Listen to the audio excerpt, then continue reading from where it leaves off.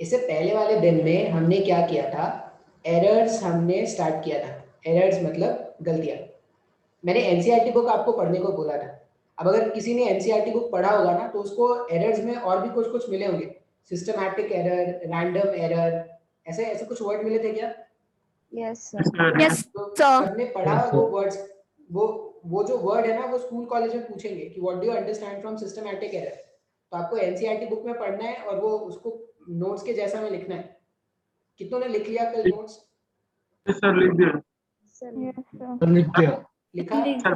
Yes sir. Okay. देखो मैं तो ये अज्यूम करूंगा कि तुम, मतलब मैं तो ये चाहूंगा कि तुम लोग लिख के रखो। अब नहीं लिखोगे तो फिर तुम्हारा प्रॉब्लम होगा। तो ये वो कुछ जो पार्ट है ना वो डेफिनेटली मैं नहीं बताता, क्योंकि कुछ डेफिनेशंस हैं जो तुमको एनसीईआरटी बुक से पढ़ने हैं, तो मेरे बस की बात है नहीं। तो जो मेरे बस की बात है मैं तुमको वही बताऊंगा। हमने क्या किया था, एरर से हमने स्टार्ट किया था, और मैंने आपको सबसे पहला टर्म जो बताया था वो था एब्सोल्यूट एरर। सबसे पहला जो आपको टर्म कैलकुलेट करना होता है वो होता है एब्सोल्यूट एरर। एब्सोल्यूट एरर हमेशा पॉजिटिव होगा, एब्सोल्यूट एरर हमेशा पॉजिटिव होगा। तो एब्सोल्यूट एरर को हम क्या लिखते थे, true value minus measured value. True value में से अगर आप क्या करोगे, मेजर्ड वैल्यू को माइनस कर लोगे, या मेजर्ड में से ट्रू को माइनस कर लो, उसका मॉड ले लो, तो वो हो जाता है एब्सोल्यूट एरर। फिर अगर आपने मल्टीपल ट्रायल्स किए हैं, अगर आपने मल्टीपल ट्रायल्स किए हैं, हर ट्रायल का जो एरर है, हर ट्रायल का जो एब्सोल्यूट एरर है, उन सबका अगर आपने मीन कैलकुलेट कर लिया, उन सबका अगर आपने मीन कैलकुलेट कर लिया, तो उसको क्या बोलते हैं, मीन एब्सोल्यूट एरर। ऐसे बार लिखा रहेगा, इसका मतलब हो गया, वो हो गया मीन एब्सोल्यूट एरर। ठीक है। तो डेल्टा ए, मान लो कोई फिजिकल क्वांटिटी ए फाइंड आउट कर रहे थे, उसमें जो डेल्टा ए का बार आया है वो है मीन एब्सोल्यूट एरर। फिर और क्या बताया था, अगर मीन एब्सोल्यूट एरर आपने कैलकुलेट कर लिया है, तो ये जो मीन एब्सोल्यूट एरर है, ये जो मीन एब्सोल्यूट एरर है, और ये जो मीन वैल्यू होता था, mean absolute error divided by mean value या ट्रू वैल्यू, इसको हम क्या बोलते थे, इसको हम बोलते थे रिलेटिव एरर या फ्रैक्शनल एरर। रिलेटिव एरर या फ्रैक्शनल एरर। और इसी क्वांटिटी को अगर आप परसेंटेज में एक्सप्रेस कर दोगे, एरो नहीं होना चाहिए, बस ऐसा होगा बार, इसी क्वांटिटी को अगर आप परसेंटेज में एक्सप्रेस कर दोगे तो that will be known as percentage error. तो मान लो कोई फिजिकल क्वांटिटी है z, वो ऐसा लिखा हुआ है 10 प्लस माइनस 0.2, 10 प्लस माइनस 0.2। इसका मतलब क्या है, जो परमिसिबल या जो अलाउड एरर है, अलाउड एरर कितना है, 0.2 का है, 0.2 का अलाउड एरर है। इसका मतलब ये जो z है, ये z का वैल्यू क्या हो सकता है, 9.8 से लेके अगर 10.2 के बीच में, 9.8 to 10.2, 9.8 से 10.2 के बीच में अगर कोई भी आपका वैल्यू आ रहा है z का, तो आपका जो रीडिंग होगा वो सही माना जाएगा। अब कभी कभी देखना ना, ये जो z होता है वो मीन वैल्यू, ट्रू वैल्यू और ये एब्सोल्यूट मीन के टर्म्स में लिखा होता है। कभी कभी आप देखोगे कि ये जो z है वो परसेंटेज में लिखा है, जैसे ऐसा लिखा मिल जाएगा 10 प्लस माइनस 10%। अब ये 10% का मतलब हो गया कि ये जो एरर था उसको इन्होंने परसेंटेज में लिख दिया है। तो अगर ये 10% लिखा हुआ है, इसका मतलब क्या है, 10% ऑफ दिस वैल्यू, जो एक्चुअल वैल्यू उसका 10%। तो एक्चुअल वैल्यू का अगर आप 10% देखोगे, तो एक्चुअल वैल्यू का 10% कितना है, 10 है, तो 10 का 10% 1 होगा, तो इसका एरर का चांसेस कितना है, 1। तो ये जो z है, z का value will range from 9 to 11। आया क्या समझ में? कभी कभी आपको ये जो z है कैलकुलेशन के बाद एब्सोल्यूट एरर के फॉर्म में इस तरह से लिखा मिल सकता है, कभी कभी वो आपको परसेंटेज एरर के फॉर्म में लिखा हुआ मिल सकता है। तो जब भी ऐसे परसेंटेज एरर के फॉर्म में लिखा रहे तो आपको समझ जाना है कि जितना भी परसेंटेज है उससे यहाँ उसका ये वैल्यू फाइंड आउट कर लेंगे, और वहां से आप उसका मैक्सिमम और मिनिमम वैल्यू या किस रेंज में उसका वैल्यू आने वाला है वो आप फाइंड आउट कर पाओगे। तो इससे पहले वाले लेक्चर्स में मैंने इतना कुछ बता दिया था। कुछ डाउट है क्या किसी को भी यहाँ तक? No okay okay. फिर मैंने ना स्टार्ट किया था, अब मैंने बताया था कि एरर्स में ये जो टॉपिक है, ये जो प्रीवियस पेज में जो लिखा हुआ टॉपिक है, ये जो प्रीवियस पेज में लिखा हुआ टॉपिक है, ये स्कूल कॉलेज के एग्जाम में तो भर भर के इसमें आते हैं क्वेश्चन, लेकिन कॉम्पिटिटिव में इसमें इतना क्वेश्चन नहीं आता। कॉम्पिटिटिव में क्वेश्चन किससे आएगा? कॉम्पिटिटिव दुनिया में जब आओगे, कॉम्पिटिटिव वर्ल्ड में जब हम आएंगे, तो क्वेश्चन आता है प्रोपगेशन ऑफ एरर से, प्रोपगेशन ऑफ एरर। और उस प्रोपगेशन ऑफ एरर में हमने क्या किया था? हमने ये बताया था कि अगर कोई वैल्यू है z जो a और b के सम पर डिपेंड करता है, अगर कोई वैल्यू है z जो a और b के सम पर डिपेंड करता है, तो कोई अगर आपसे पूछेगा कि what will be the error in z, अगर आपने देखा कि a का एरर, अगर a में एरर जो है, a में एरर डेल्टा a का है और b के पास जो एरर है वो डेल्टा b का है, तो डेल्टा z जो होता है वो हो जाता है delta a plus delta b। इसका मतलब आफ्टर एक्सपेरिमेंट आप z का जो वैल्यू लिखोगे, आफ्टर एक्सपेरिमेंट आप z का वैल्यू जो लिखोगे, तो वो ट्रू वैल्यू तो लिखोगे प्लस माइनस डेल्टा z लिखोगे। अच्छा, आप ये जो मान लो किसी ने आपसे पूछा कि भाई परसेंटेज एरर कितना है वो बता दो, तो परसेंटेज एरर यहाँ पर क्या हो जाएगा? परसेंटेज एरर आप या तो ये लिख लो delta z divided by z into 100, या तो आप ऐसा लिख सकते हो, या हमने देखा कि ये जो डेल्टा z है, डेल्टा z आया था delta a plus delta b, और ये z का वैल्यू आया था a प्लस b इनटू 100। आपको जैसा मर्जी करे आप वैसा लिख लो, इस तरह से आप अपने परसेंटेज एरर को एक्सप्रेस करोगे। ये समझ में आया क्या? Yes sir. Yes sir. मैंने इससे पहले वाले लेक्चर में सिखा दिया था। किसी कोई डाउट है यहाँ तक? कोई भी डाउट है तो बोलेंगे जरूर। कुछ भी डाउट? सर मेरे को ये नहीं समझ में आया, सर आप z क्यों लिख रहे हो, सर आप y क्यों लेने लिख रहे, प्रोपगेशन क्या है, एरर क्या है, कुछ भी डाउट?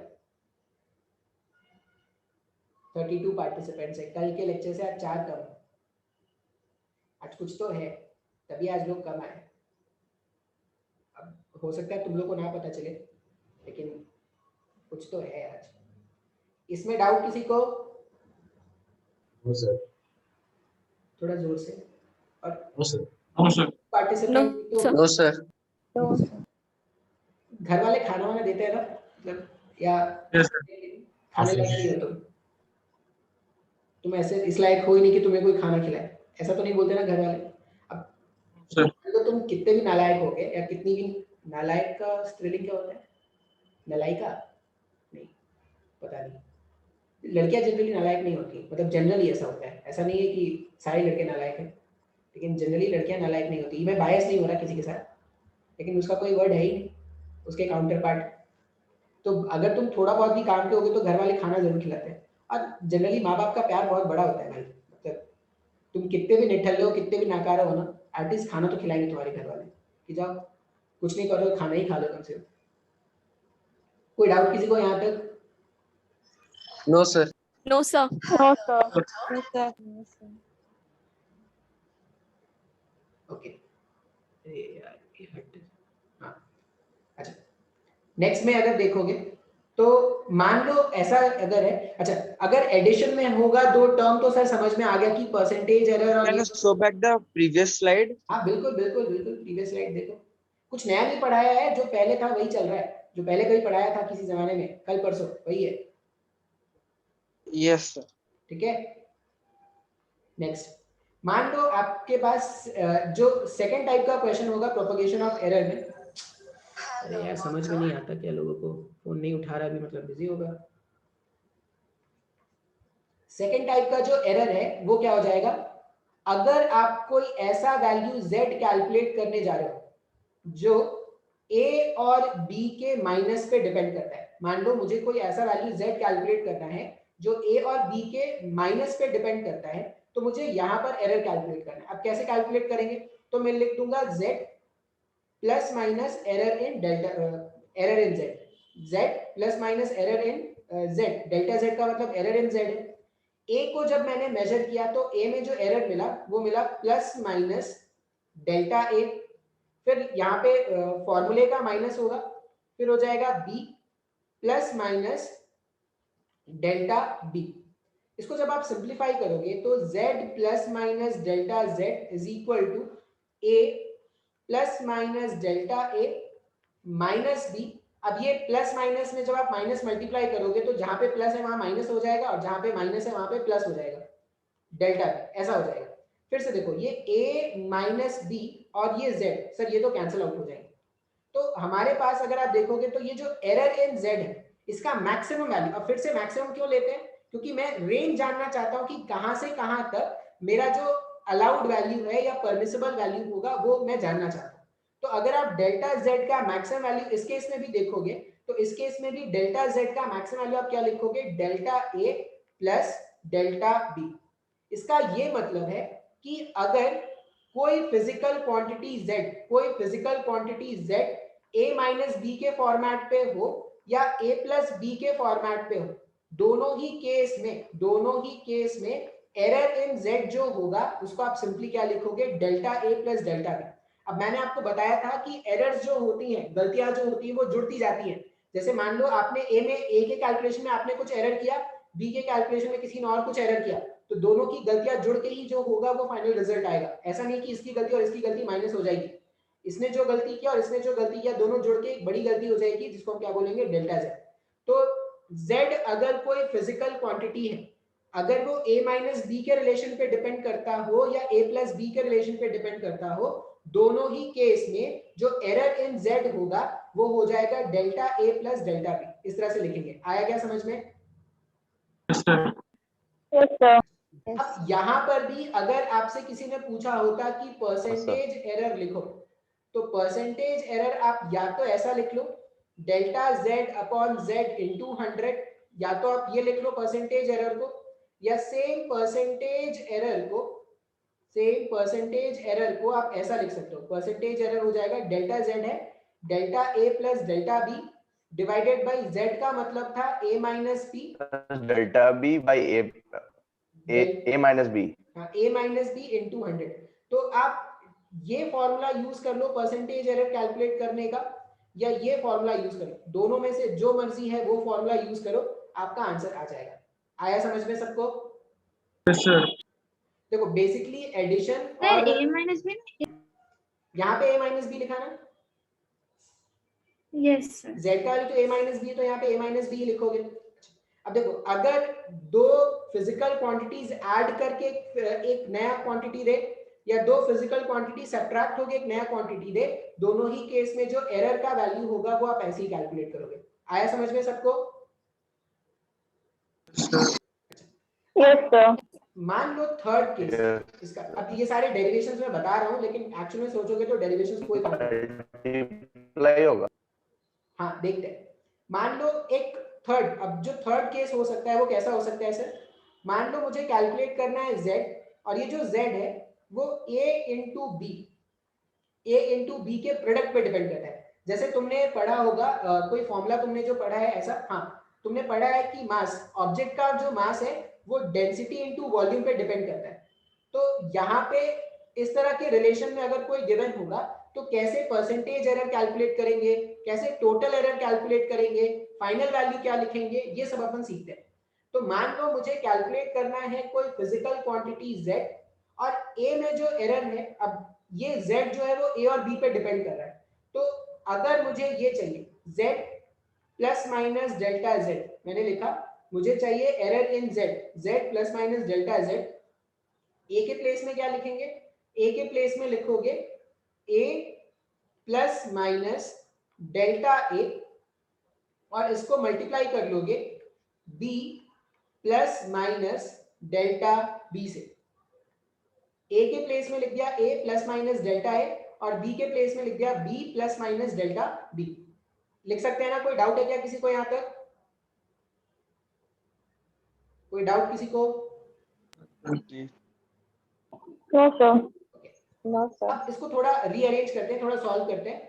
तो जब मैं इसको सॉल्व करूंगा तो देखो z is equal two plus minus delta z यहाँ पर आ गया, ये a इससे भी मल्टीप्लाई होगा, a इससे भी मल्टीप्लाई होगा, तो ये क्या बन जाएगा, a b, ये पहला टर्म आ गया, फिर प्लस माइनस के साथ a delta b, plus minus के साथ a डेल्टा b, उसी तरह delta A into delta B अगर आप मल्टीप्लाई करोगे तो ये हो जाएगा प्लस माइनस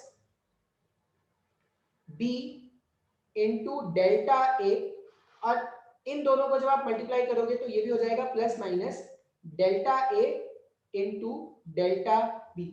इस तरह से मैंने क्या कर दिया, लिख दिया। अब क्या है सर, यहां पर भी z है और a इंटू बी भी क्या था, z था, तो this z will get cancelled from this z। तो अब मुझे एरर्स जो है वो तो हमेशा एडिटिव इन नेचर है, हमेशा हम मैक्सिमम एरर की बात कर रहे हैं, तो जब भी हम मैक्सिमम एरर की बात करेंगे ना तो plus minus plus minus plus minus, ये लिखने का प्लस माइनस ऐसे लिख देते हैं, लेकिन अपने को मतलब होता है सिर्फ पॉजिटिव वैल्यू से। तो यहाँ पे जब आप इसको सिंप्लीफाई करोगे तो देखो आपके पास ऐसा आ रहा है, delta z is equal to a times of delta b plus b times of delta a plus delta a into delta b। कुछ आया क्या समझ में?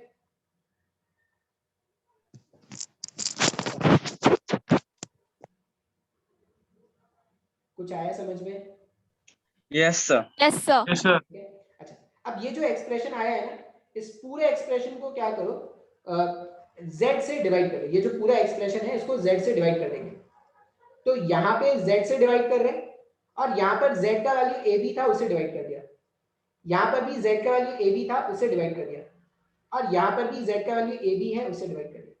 अब आप क्या करना, 90% जो क्वेश्चन होगा या 95% क्वेश्चन, एक बार जब बस तुम्हारे एग्जाम में क्वेश्चन आया था जिसमें ये डेल्टा ए और डेल्टा बी का वैल्यू बहुत ज्यादा था, मतलब अगर delta A and delta B दोनों का वैल्यू लेस देन 5% है। लेस देन 5% का मतलब क्या हो गया कि अगर कोई वैल्यू है जो 100 है और उसमें जो चांसेस ऑफ एरर है वो 5% से कम है, 5% से कम मतलब 5%, 100 का 5% कितना होता है, 5। तो अगर 100 प्लस माइनस 5 है, या एक मिनट रुको,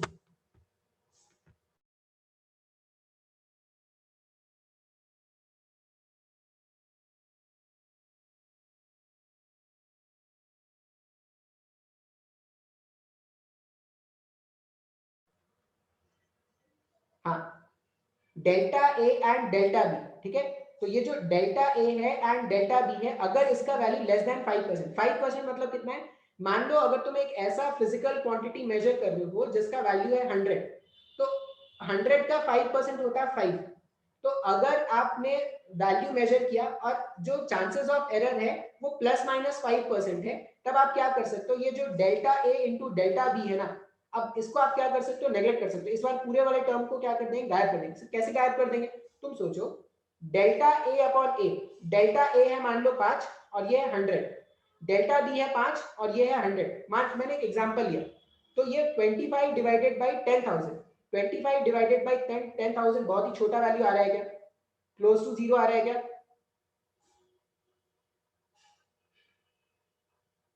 hello, Yes, sir. Yes, sir. सब सो गए क्या? लाइट मेरे घर का बंद हुआ है, बाकी तुम लोग सो गए हो? No, sir. जागे हुए हैं या सो गए सब? नहीं सर, नहीं सर, सर जागे सर। जागे हो।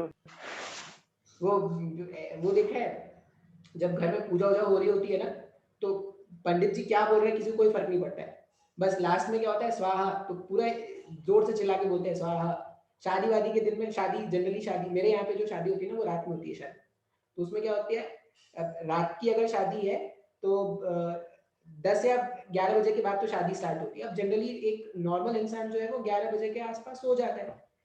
अब 11 बजे के बाद अगर शादी स्टार्ट हो रही है पूजा, तो उसमें क्या है, एक्टिव कौन है, वो पंडित जी। तो चलो भाई वो फुल फॉर्म में पैसे मिल रहे हैं तो पंडित जी एक्टिव है, लड़का लड़की को अलग खुशी होती है तो वो इसलिए एक्टिव होते हैं, उनके माँ बाप को काम वाम होता है तो चलो वो भी एक्टिव है। बाकी जो परिवारजन होते हैं ना, जो आते सिर्फ खाने के लिए आए थे, जो दबा के खा के पहले ही बैठे हुए हैं, अब उन्होंने एक तो दबा के उन्होंने पहले ही खा लिया है, नींद तो आ रही होगी, तो वो क्या करते हैं, वो पूरी शादी में वहीं पे बैठे बैठे सो रहे होते हैं। क्योंकि अब ऐसा थोड़ी कोई तुम थोड़ी करोगे, तुम किसी घर में शादी में जाओगे और जाके सो जाओगे, लोग क्या कहेंगे, तो तुमको शादी में बैठना भी है। तो वो क्या करते हैं, बैठे रहते हैं वहीं पे, सोते रहते हैं, बैठे बैठे सोते रहते हैं। बस वो कब जागते हैं, जब पंडित जी बोलते हैं स्वाहा, तो उनकी नींद खुलती है, हाँ स्वाहा बोलना है। तो आपको ऐसा नहीं करना है, आप स्वाहा बोलने के लिए नहीं हो यहाँ पे कि स्वाहा। तो मैंने क्या बोला वो एकदम ध्यान से समझो। 95% टाइम क्या होगा ना, ये वाला जो फैक्टर है वो जीरो हो जाएगा 95% टाइम। ये वाला फैक्टर जीरो है, क्यों? क्योंकि तुम जो एरर देखोगे ना वो 2%, 3%, 4% इतना एरर मिलेगा। ऐसा नहीं कि तुमने कोई वैल्यू मेजर किया, उसका जो एरर आ गया वो एरर आ गया 50% या 60%। वैसा एरर, अब तुम सोचो कि मान लो तुमको किसी ने बोला कि तुमको तुम्हारा मास मेजर करना है, किसी का मास था 100 kg और जो वेइंग मशीन है वो 60% एरर के साथ आता है, 60% एरर के साथ आता है। किसी का मास अगर 100 था तो या तो वो उसको 160 दिखा देगा या उसको 40 दिखा देगा। 160 दिखा देगा तो बेचारा हार्ट अटैक से मर जाएगा, 40 दिखाएगा तो खुशी से मर जाएगा। अगर एक 100 kg का इंसान का वेट, उसको वेइंग मशीन 40 दिखा रहा है, खुशी से मर जाएगा पागल हो गया। या अगर वो 100 पे ही बेचारा टेंशन में था, 160 रीडिंग आ गया, हार्ट अटैक से मर जाएगा। तो इसीलिए जो चांसेस ऑफ एरर होता है किसी भी डिवाइस का वो बहुत कम होता है, हार्डली 2%, 3%। अगर लेस देन 5%, 95% टाइम आपको लेस देन 5% मिलेगा। तो लेस देन 5% अगर आपको मिलेगा तो ये वाला जो टर्म है ना, इसको आप क्या कर सकते हो, जीरो से इक्वेट करके गायब कर सकते हो। क्यों? क्योंकि अगर ये 5% है, बट वो लेस देन 5, हाँ 5 से लेस है मान लो, 5% ही क्यों होगा? क्योंकि ये हमने एक डिसाइड कर लिया है कि 5 एक रेफरेंस मान लो, 5 से कम अगर है तो चलो ये छोटा हो जाएगा। जैसे अब तुम खुद से सोचो ना, मान लो 1% का एरर है तो 1 divided by 100, 1 divided by 100, 1 divided by 10,000 almost बहुत छोटा है क्या? या 4 डिवाइडेड बाय 10,000 फिर से ही छोटा है, 9 डिवाइडेड बाय 1000 फिर से छोटा है। तो ये इस तरह के वैल्यूज अगर होते हैं तो हम क्या करते हैं, इस वाले टर्म को नेग्लेक्ट कर देते हैं। तो ये जो पूरा टर्म है इसको हमने क्या कर दिया, नेग्लेक्ट कर दिया। तो 95% टाइम हमारे सिलेबस में जो एरर होता है वो 5% से लेस होता है। तो ये वाला जो फैक्टर है उसको हम कंसिडर नहीं करते। बात समझ में आया क्या? अच्छा, लेकिन आपको ये याद रखना है। ये याद क्यों रखना है? क्योंकि एक बार एम्स में एक ऐसा क्वेश्चन आ गया था जिसमें जो एरर का चांसेस था उन्होंने 50% का दे दिया है। अब कुछ बुक्स ने क्या किया, गलत ही सॉल्व करके लिख दिया आंसर। कुछ बुक्स जो है वो गलत ही सॉल्व करके आंसर लिख देते हैं, लेकिन जो स्टैंडर्ड बुक्स है उन्होंने बोला है कि नहीं भाई ये तो गलती है, ये तभी नेग्लेक्ट कर सकते हैं जब चांसेस ऑफ एरर 5% से लेस हो। अच्छा, तो अभी हम ये मान लेते हैं कि चलो वो जो 95% टाइम वाला केसेस है उसके बारे में अगर बात करें तो ये बी और ये भी आप कैंसिल कर सकते हो, ये ए और ये ए कैंसिल हो सकता है। तो देखो ये सॉल्व करने पे कितना आ जाएगा, delta Z upon Z is equal to, इस डेल्टा ए वाले टर्म को मैं पहले लिख देता हूं, delta A divided by A plus delta B divided by B. इस तरह से आपके पास डेल्टा जेड अपॉन जेड का वैल्यू आ रहा है। अब ये जो मैंने डेरिवेशन किया है ना, मैं सीरियसली बोलूं तो कोई काम के नहीं होता तुम्हारे। स्कूल कॉलेज के एग्जाम में कभी पूछ लेते हैं कि प्रोपगेशन ऑफ एरर कैसे होगा, तो वो डिराइव कर लो, तो तुम थोड़ा बहुत डेरिवेशन देख लेना, ये समझ में आ गया तो खुद से डेरिवेशन कर सकते हो। इसके बाद इंपॉर्टेंट होता है, अगर मैं बोलूं कि कॉम्पिटिटिव दुनिया में इसके बाद इंपॉर्टेंट है, क्या इंपॉर्टेंट है वो देखो। हमारे पास रिलेशन क्या है, हमारे पास ऐसा रिलेशन आ रहा है, delta Z upon Z is equal to delta A upon A plus delta B upon B. ये क्या है, ये रिलेटिव एरर इन जेड है क्या? हाँ या ना? ये अगर देखोगे तो ये रिलेटिव एरर इन जेड है, दिख रहा है क्या सबको? Yes sir. Yes sir. तो हम ऐसा लिख सकते हैं ना, हम इसको पहले तो ये लिख सकते हैं, relative error in z is equal to relative error in a plus relative error in b। हम क्या लिख सकते हैं, ये जो एक्सप्रेशन है वो एक्चुअल में कुछ नहीं है, वो रिलेटिव एरर है। तो जब भी दो फैक्टर आपस में मल्टीप्लाइड होते हैं, दो फैक्टर आपस में मल्टीप्लाई होते हैं, तो आप रिलेटिव एरर ऐसा लिख सकते हो, relative error in z is equal to relative error in a plus relative error in b। आप इसी को ना परसेंटेज में भी एक्सप्रेस कर सकते थे। आप सेम एक्सप्रेशन को ये भी तो लिख सकते हैं ना, delta z upon z into 100 is equal to delta a upon a into 100 plus delta b upon b into 100। तो अगर आपने इस तरह से लिख दिया तो ये क्या हो गया, ये ऐसा हो गया, percentage error in Z is equal to percentage error in A plus percentage error in B। Sir कुछ भी समझ में नहीं आ रहा सर, अब पता नहीं क्या से क्या करते जा रहे हो तब से। ये बात सबको समझ में आ रहा है क्या? सर एक हाँ, और सर। बार एक और समझाइए। बार समझाइए। देखिए, हाँ सर। हमने ये जो अभी इससे पहले वाले स्टेप में हमने क्या किया था?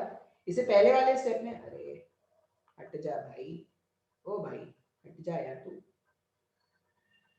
प्रीवियस इससे पहले वाले स्टेप में हम सॉल्व करके यहां तक आ गए थे। Error in z divided by actual value of z is equal to error in a divided by actual value of a plus error in b divided by actual value of b। हम solve करके यहां तक आ चुके थे। अब इस वाले case में हमने क्या किया, इसको बोला कि अच्छा ठीक है, अगर ऐसा आया है तो इसका मतलब क्या है? तो ये डेल्टा z अपॉन z क्या है? ये तो रिलेटिव एरर है सर, हमने अभी पढ़ा था कि अगर एरर एब्सोल्यूट मीन एरर को अगर आप ट्रू वैल्यू से डिवाइड करोगे तो वो तो रिलेटिव एरर होता है। तो ये जो डेल्टा z अपॉन z है ये रिलेटिव एरर है z में, ये डेल्टा a अपॉन a जो है वो रिलेटिव एरर है a में, और ये डेल्टा b अपॉन b जो है वो है रिलेटिव एरर इन b। तो देखो मैंने एक्सप्रेशन क्या लिखा, रिलेटिव एरर इन z अगर आपको कैलकुलेट करना है तो आप क्या करोगे, रिलेटिव एरर a का और रिलेटिव एरर b का ऐड कर देना सिंपली, तो वो रिलेटिव एरर इन z आ जाएगा। आया क्या समझ में पहला पॉइंट? Yes sir. दूसरा पॉइंट क्या है, आप इस सेम एक्सप्रेशन को परसेंटेज में भी एक्सप्रेस कर सकते हो। इधर भी 100 मल्टीप्लाई कर दो, इधर भी मल्टीप्लाई कर दो, इधर भी मल्टीप्लाई कर दो। अगर आपने इधर equals to left hand side और राइट हैंड साइड दोनों में इक्वल्स टू मल्टीप्लाई किया है तो ये एक्सप्रेशन हो गया, देखो 100 से मल्टीप्लाई करने पर हो गया percentage error in z is equal to percentage error in a plus percentage error in b। लिख सकते हैं क्या ऐसा भी? Yes sir. अच्छा, और क्या लिख सकते हैं सर? और कैसे लिखा हो सकता है? हमारे पास देखो सब कुछ मैं यहीं से फाइंड आउट कर रहा हूं। डेल्टा z अपॉन z जो था वो आया delta a upon a plus delta b upon b। इसको अगर आप सिंप्लीफाई करोगे तो you can write delta z। मान लो कभी कभी मुझे सिर्फ डेल्टा z कैलकुलेट करना है, तो डेल्टा z कैलकुलेट करने के लिए आप क्या करना, delta a divided bye a plus delta b divided bye b into z कर देना। तो यहां से आपको डेल्टा z मतलब एरर इन z कितना है, तो एरर इन z कितना आ रहा है। अभी मैं इसको एक क्वेश्चन से सॉल्व करा दूंगा तो शायद और ज्यादा क्लियर हो जाएगा। यहां तक किसी को कोई डाउट है? नहीं सर। इसका एक एग्जांपल हाँ करते हैं। एग्जांपल क्या है ना, मान लो ऐसा बोला गया कि एक स्टूडेंट ने लैबोरेटरी में डेंसिटी ऑफ अ गैस, किसी गैस का डेंसिटी एक स्टूडेंट ने मेजर किया, कितना मिला उसको, 10 plus minus 0.2। Density of gas किसी स्टूडेंट ने मेजर किया और उसको कितना मिला, 10 प्लस माइनस 0.2 का। और वॉल्यूम, सेम गैस का जब वॉल्यूम मेजर किया गया तो उस गैस का जो वॉल्यूम आया, वॉल्यूम आ गया मान लो 20 प्लस माइनस 0.4 या 0.3 ले लेते हैं, 20 प्लस माइनस 0.3। अब आपसे पूछा गया है, आपसे क्या क्या पूछा जा सकता है? आपसे पूछा गया है सबसे पहले, अगर वो पूछे क्वेश्चंस की लिस्ट बनाने स्टार्ट, एक एक करके क्वेश्चन देखते हैं। सबसे पहला क्वेश्चन आपसे वो पूछेंगे परसेंटेज एरर। मान लो उन्होंने पूछा percentage error in density and volume. पहला क्वेश्चन कि परसेंटेज एरर डेंसिटी और वॉल्यूम का बता दो कितना है। पहला क्वेश्चन ये आ गया। दूसरा क्वेश्चन वो आपसे पूछेंगे what will be the mass of the object, what will be the mass of the object. ये दूसरा क्वेश्चन है, what will be the mass of the object. एकदम डरना नहीं है, मैं सॉल्व करके बताऊंगा, एकदम परेशान नहीं होना। तीसरा वो पूछ सकते हैं percentage error in mass of the object, percentage error in mass of the object, percentage error in mass of the object. और एक और चीज उन्होंने पूछ लिया absolute error, absolute error in calculation of mass. Mass के कैलकुलेशन में जो एब्सोल्यूट एरर है उसका वैल्यू भी वो पूछ सकते हैं। तो ये 4 वैल्यूज हैं जो वो आपसे पूछ रहे हैं, और देखो और भी कुछ भी क्वेश्चन हो सकता है, तो अपन एक एक करके क्या करते हैं, सॉल्व करना स्टार्ट करते हैं। अब ये सारे क्वेश्चन जो है ना, वो अगर आपको इससे पहले का बेसिक समझ में आया था, बेसिक कैलकुलेशन समझ में आया था, तो आपके लिए कोई बड़ी बात नहीं होगी। हम एक एक करके सॉल्व करना स्टार्ट करते हैं। देखो सबसे पहले उन्होंने मुझसे क्या पूछा, सबसे पहले उन्होंने पूछा कि परसेंटेज एरर डेंसिटी और वॉल्यूम में कितना है। तो तुम देखो ये जो लिखा होता है ये मीन एरर होता है क्या? गैस में मीन एरर जो है वो 0.2 का है, और गैस का ट्रू वैल्यू जो है वो 10 का है क्या? हाँ या ना? हाँ सर। तो अगर हमारे पास मीन वैल्यू अवेलेबल है और अगर हमारे पास एब्सोल्यूट मीन एरर भी अवेलेबल है, तो मैं परसेंटेज एरर डेंसिटी का बता सकता हूं ना? हाँ सर। सबको Yes, समझ में sir. आ रहा है क्या? 2/10 absolute mean error by true value into 100। तो मैं नेक्स्ट पेज में अगर ये सॉल्व करूं, नेक्स्ट पेज में अगर मैं ये सॉल्व करूं, मान लो नेक्स्ट मैंने लिखा, मुझे सॉल्व करना है percentage error in density of gas. अब हम बाय फॉर्मूला क्या जानते हैं, कभी भी अगर परसेंटेज एरर फाइंड आउट करना है, इसका मतलब मुझे क्या करना पड़ेगा, वो जो एब्सोल्यूट मीन एरर है। अब इस वाले केस में अगर आप देखोगे तो एब्सोल्यूट मीन एरर कितना था, 0.2 का। तो वो जो एब्सोल्यूट मीन एरर है उसमें ट्रू वैल्यू से डिवाइड कर दो। ये रिलेटिव एरर हो गया। रिलेटिव एरर को परसेंटेज में एक्सप्रेस कर दो। रिलेटिव एरर को जैसे ही परसेंटेज में एक्सप्रेस करोगे, सॉल्व करने पर जो भी आएगा वो आपका परसेंटेज एरर हो गया क्या? नहीं आया सर समझ में? ये बोलो बोलो। सर आ गया समझ सर। में? वो सर आ गया सर। वॉल्यूम होगा 1.5। देखते हैं, एक एक करके पहुंचते हैं। पहला जो मैंने स्टेप लिखा है, पहला जो मैंने आंसर लिखा है, आंसर नंबर 1। किसी को इस तकलीफ है इस आंसर से? सर मेरे को बहुत तकलीफ लग रही है इस आंसर पे।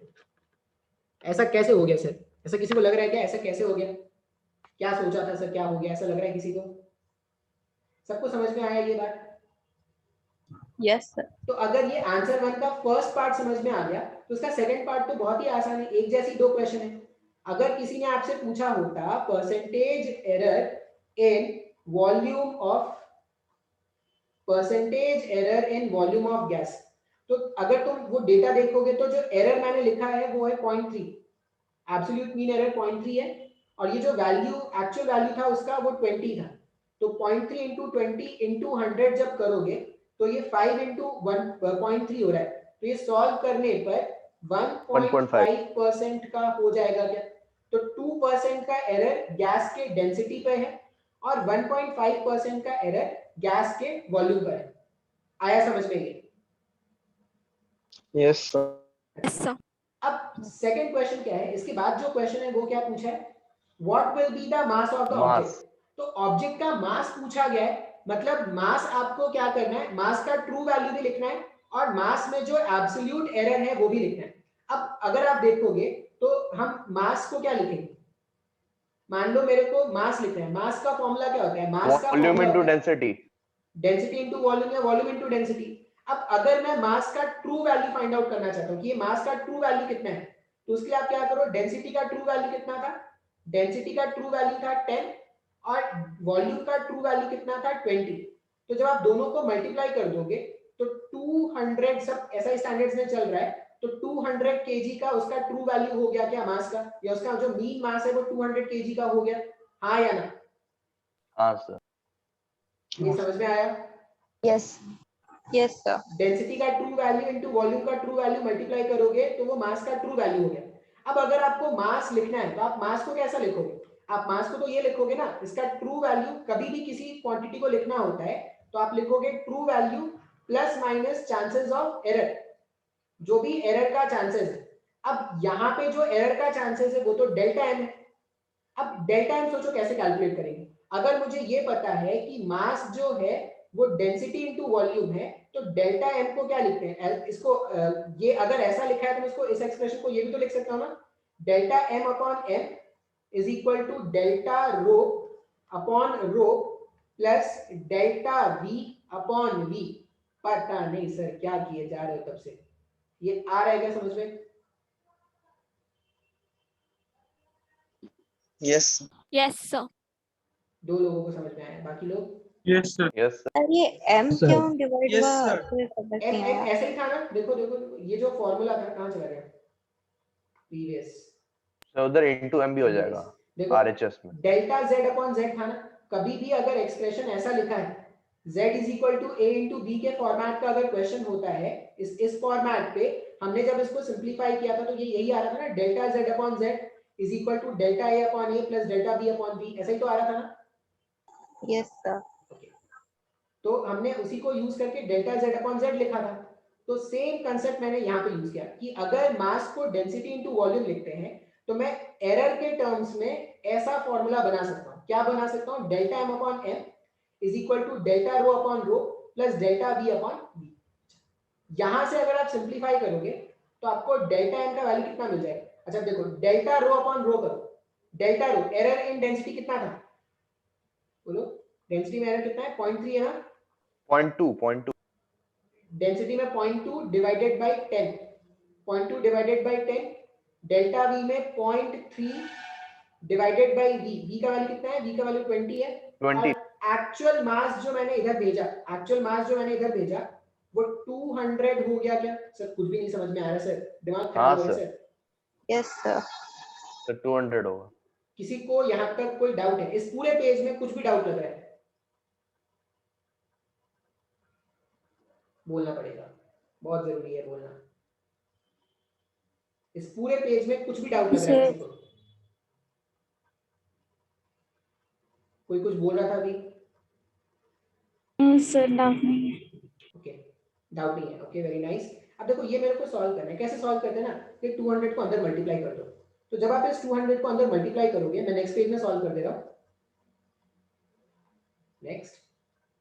तो मेरे पास ऐसा आया है डेल्टा 70 होगा, 70 70 आ रहा है क्या? Yes sir. ज्यादा हो रहा है शायद, देख लेते हैं। तो 7 आएगा 7 सर 7 आ रहा है 7। हाँ सर, तो सॉरी सर, 7 7 आएगा। यहाँ पे 0.2 into 200 divided by 10 plus 0.3 into 200 divided by 20। ये जीरो से ये जीरो गायब हो गया, तो 20 into 0.2 करोगे तो ये हो गया 4, ये जीरो ये 1 ये 10, तो ये हो गया 3, तो 7 आ रहा है। एक बार डेल्टा एम मिल गया, मतलब जो रीडिंग आप मास का बताओगे ना, मास जो आप रीडिंग लिखोगे वो हो जाएगा ट्रू वैल्यू आया था 200 प्लस माइनस 7। तो ये अगर आप देखोगे तो जो डेल्टा एम का वैल्यू था वो था 7।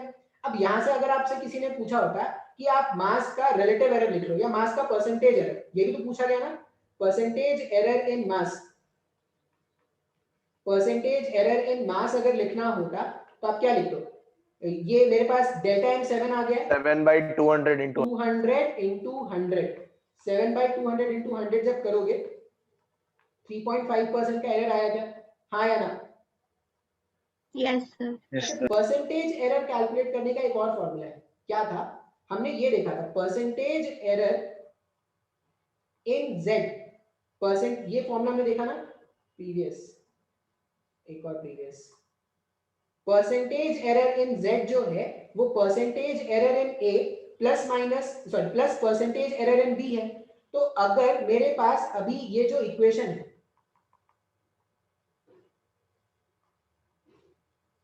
अगर मैं जानता हूं कि मास को मैं डेंसिटी इनटू वॉल्यूम लिख रहा हूं, तो मैं ऐसा लिख सकता हूं ना, percentage error in mass is equal to percentage error in density plus percentage error in volume. अब देखो डेंसिटी में परसेंटेज एरर कैलकुलेट किया था तुमने, 2% का आया था, वॉल्यूम में परसेंटेज एरर फाइंड आउट किया था 1.5% का आया था। तो जब आप दोनों को ऐड करोगे तो 3.5% आ जाएगा। तो आप ऐसे सॉल्व करो, ऐसे सॉल्व करो, कोई और तरीके से सॉल्व करो, आंसर हमेशा सेम आएगा अगर आपने कंसेप्ट सही से यूज किया है तो। आया समझ में अभी सबको ये? Yes, sir. देखो बेसिकली ना आपको वो जो टर्म्स है ना वो सारे क्लियर होने चाहिए। सर रिलेटिव एरर क्या है, परसेंटेज एरर क्या है, आप अगर ये 200 प्लस माइनस 7 लिखो तो ये 7 क्या है, ये 200 क्या है, ये सब अगर आपको समझ में आ रहा होगा, अगर आपने ये सब अच्छे से अपने दिमाग में बैठा लिया है, तो आपको इस तरह के क्वेश्चन में कभी भी कोई प्रॉब्लम नहीं होने वाला। तो आई होप सबको ये टर्म समझ में आ गया। आगे क्या?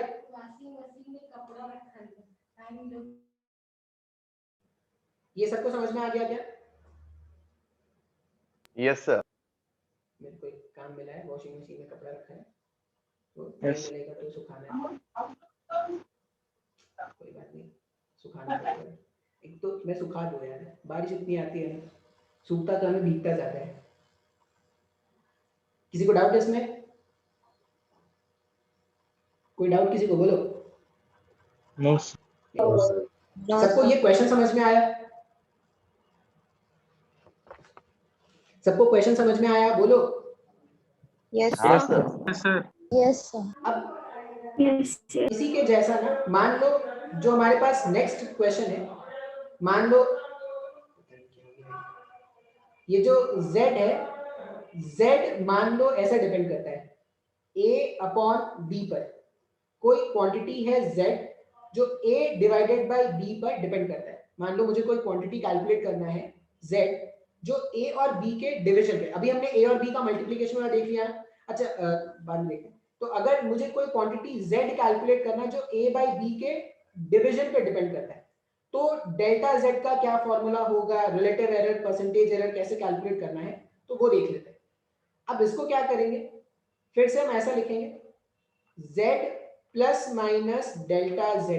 फिर से हम क्या लिख देंगे, z plus minus delta z।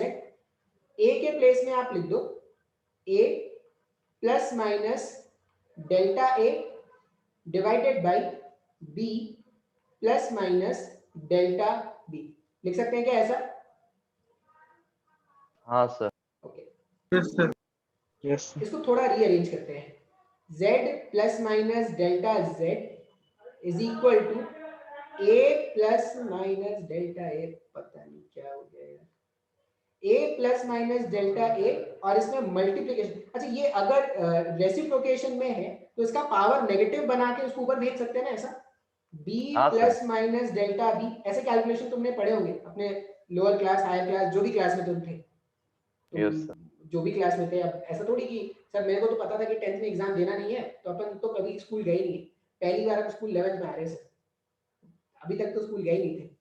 अब 11th में भी कब स्कूल जाएंगे इसकी कोई गारंटी नहीं है। स्कूल खुलेगा नहीं खुलेगा, लॉकडाउन हटेगा, थर्ड वेव आ रहा है, थर्ड वेव, अभी थर्ड वेव आया नहीं है, फोर्थ वेव आएगा। अब कितने वेव आएंगे पता नहीं, कब तक आएंगे ये भी नहीं पता है। और अब डराते भी तो लोग ऐसे ही हैं कि भाई ज्यादा खतरनाक वेरिएंट है, ऐसा तो डराते हैं। तो मान लो ऐसा, अब मैंने इसको ऐसा लिख दिया। अब फिर से ना तुमको मैथमेटिक्स का एक छोटा सा कंसेप्ट मुझे बताना है। मैथमेटिक्स का छोटा सा कंसेप्ट है, ठीक है, ये होता है बाइनोमियल एक्सपेंशन। अब सुनने में थोड़ा अजीब लग सकता है, लेकिन होता ये सब आसान है। बाइनोमियल एक्सपेंशन, हम बात करेंगे बाइनोमियल एक्सपेंशन के बारे में। अब क्या बाइनोमियल एक्सपेंशन है सर? मान लो किसी ने तुमसे बोला होगा कि a प्लस बी का होल स्क्वायर फाइंड आउट करो, तुम बोलोगे सर बहुत ही आसान है, A square B square plus 2ab formula है, बहुत ही आसान है, हमें पता है। ठीक, मान लो किसी ने बोला कि ठीक है, अगर बहुत आसान है अच्छी बात है, a plus B to the power 4। अब बोलोगे सर चलो अभी भी सॉल्व कर सकते हैं, कैसे सॉल्व कर लेंगे? हाँ सर। अब a plus B whole plus B square का, plus a plus B whole square. हाँ a प्लस बी का स्क्वायर लगा के फिर जो भी आएगा उसका होल स्क्वायर कर देंगे, तो अभी भी सॉल्व किया जा सकता है।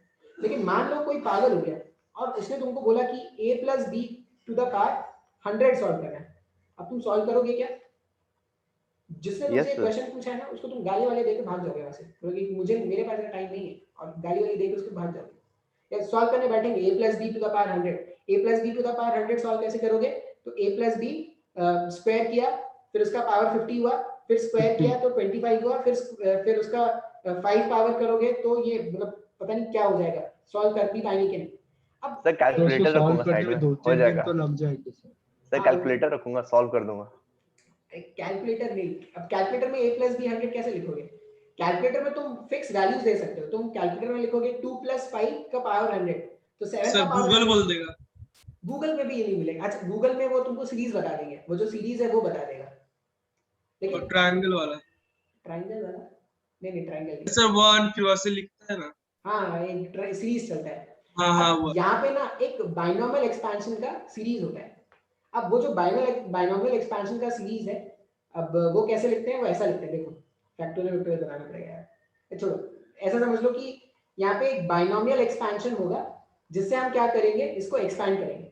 अब अपने को ना ये सब नहीं जानना है, अपने को क्या जानना है कि कभी भी मान लो ऐसा कोई टर्म मिल गया a प्लस बी और इसका पावर है n, आपको ये याद रखना है। मेन ये बाइनोमियल एक्सपेंशन में आपको ये याद रखना है, ये बाइनोमियल एक्सपेंशन की एक प्रॉपर्टी होती है कि a plus B to the power n, अगर ऐसा लिखा हुआ है और ये मेंशन है कि the value of b is very small, the value of b is very small compared to a, अगर ये कंडीशन लिखा हुआ है तो आप इसको ना सिंपली ये लिख सकते हो a plus n into B. ये रिजल्ट है जो अपने को क्या करना है, याद रखना है। आप ऐसा सोचो कि मान लो मैंने आपको बोला कि आपको इसका वैल्यू बताना है 100 प्लस 0.1 टू द पावर 3, मान लो इसका वैल्यू तुम पावर 2 ले लेते हैं। तो जब आप इसको सॉल्व करोगे तो ये क्या हो जाएगा, एक तो 100 का स्क्वायर होगा, फिर 0.1 का स्क्वायर होगा, फिर 2 इंटू 100 इंटू 0.1 होगा, ऐसा ही कुछ होगा ना, हाँ या ना? सर डायरेक्ट ऐड कर देंगे 100 प्लस 0.1 तो पर निकाल डायरेक्ट देंगे। ऐड करके भी कर सकते हो, लेकिन मान लो अगर मेरे को फॉर्मूला लगाना है तो मैं कैसे सॉल्व करूंगा, मैं a का स्क्वायर b का स्क्वायर प्लस 2ab लगा के सॉल्व करूंगा। अब तुम सोचो ये जो b का स्क्वायर होता, अनुष्का दास आपको मेरा स्क्रीन गंदा नहीं करना है। सर सॉरी, गलती से हो गया। कोई बात नहीं, ठीक है, इट्स ओके। आप अब याद रखो कि देखो पहले क्या होता है ना, कुछ लोग मेरा स्क्रीन गंदा कर देते थे और फिर एक बार वो कुछ लिख देते हैं फिर वो इरेज नहीं होता है। मेरा लिखा हुआ जो भी सर होगा, वो हम लोग के प्रीवियस फिल्म स्टार्टिंग में भी हुआ था, अरे सब जगह होता है। जूम क्लास शुरू हुआ था। स्टार्टिंग में जूम क्लास जब स्टार्ट हुआ था तो लोगों को बहुत सारी परेशानियां हुई थी, उसमें तो मीम्स भी बहुत सारे बनते थे। चलो अच्छी बात है, क्रिएटिव होना अच्छी बात है। तो 100 प्लस माइनस 0.1, अब मान लो ये मुझे को सॉल्व करना होता तो एक तो टर्म हो जाता 100 का स्क्वायर प्लस 0.1 का स्क्वायर। अब सोचो 100 के स्क्वायर के सामने 0.1 स्क्वायर का कोई औकात होगा क्या, 0.1 स्क्वायर 0.01, 100 के स्क्वायर के सामने कुछ है ही नहीं, गायब कर देंगे उसको, कोई मतलब ही नहीं है। तो वो डायरेक्टली आप देखोगे तो यही बन रहा है, वो क्या हो जाएगा 100 प्लस 0.1 का स्क्वायर। जब आप ये सॉल्व करोगे तो देखो ये इसके इक्वल आ जाएगा, ऑलमोस्ट किसके इक्वल आ रहा है, ये इक्वल आ जाएगा, कहाँ लिखा, a plus n to the power b है ना, a plus n to the power b।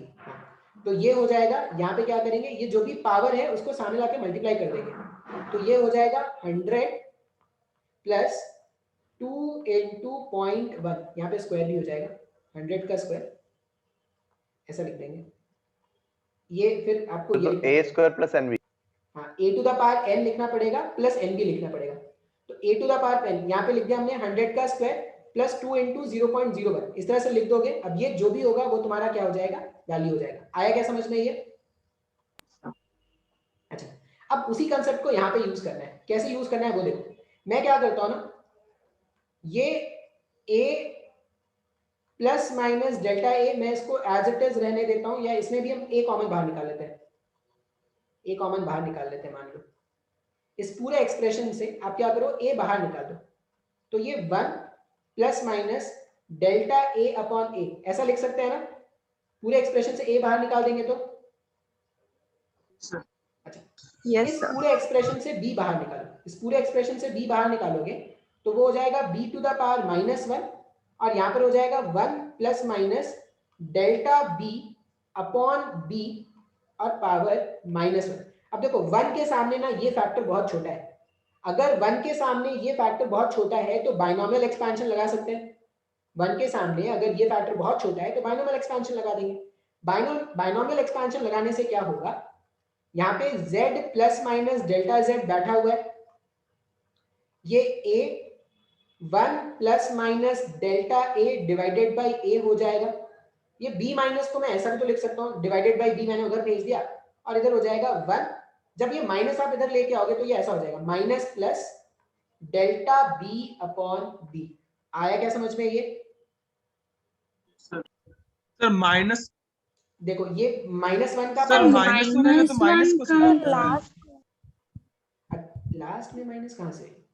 अरे ये माइनस जब इधर आएगा, ये माइनस जब इधर आएगा तो ये क्या हो जाएगा, प्लस माइनस में कन्वर्ट हो जाएगा, माइनस प्लस में कन्वर्ट हो जाएगा, तो माइनस प्लस लिख दिया। अब 1 का पावर -1 तो 1 ही होता है ना, 1 का पावर -1 लिखोगे तो वो तो 1 ही होगा ना। आया समझ में? Yes sir. अरे ये स्टेप अच्छे देखो भाई, ये स्टेप समझ में आया कि नहीं? नहीं समझ में आया तो पूछो। अच्छा मैं सर, ये डेरिवेशन तो उतना पढ़ने जरूरत नहीं है ना, लाइक हम देखो लोग को कभी सिर्फ कभी ये स्कूल मेन टर्म कॉलेज याद। वाले पूछ लेते हैं भाई, कभी कभी स्कूल कॉलेज वाले पूछ लेते हैं, सर इसलिए स्कूल कॉलेज से मेरे को लेना देना नहीं है। तुम्हारी मर्जी। तुम स्कूल में मार्क्स नहीं लेके आओगे तो खतरनाक हो जाएगा। स्कूल में मार्क्स लाना जरूरी होता है। स्कूल में रह के स्कूल में मार्क्स नहीं लाएंगे ये तो सर गलत उतना है। मार्क्स ले आऊंगा सर, उतना मार्क्स ले आऊंगा। तब ठीक है। ये वाला स्टेप समझना है। ये स्टेप समझ में आया क्या? ये b to the power -1 whole 1 plus delta कौन b कौन by b कौन बीच वाला कहाँ पे, कौन किसके बारे में बात हो रही है? ये जो स्क्वायर ब्रैकेट में लिखा है उसके बारे में या उसके ऊपर?